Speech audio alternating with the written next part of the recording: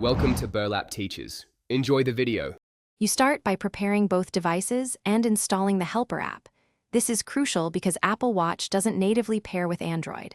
Make sure Bluetooth is on and the watch is in pairing mode. Press and hold the side button until the pairing screen appears. Once done, open the Helper app on your Realme phone and grant location and Bluetooth permissions.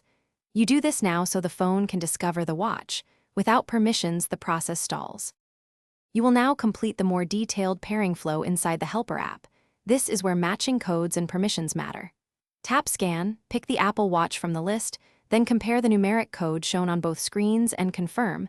This ensures a secure link.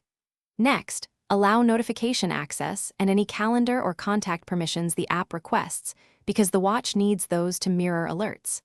Make sure to follow each prompt in order.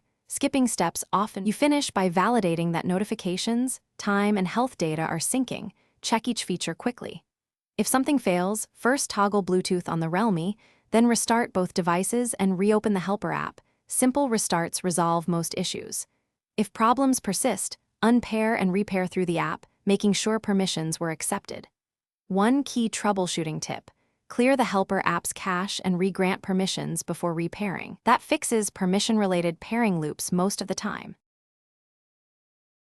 Thanks for watching. Consider subscribing if this video helped you.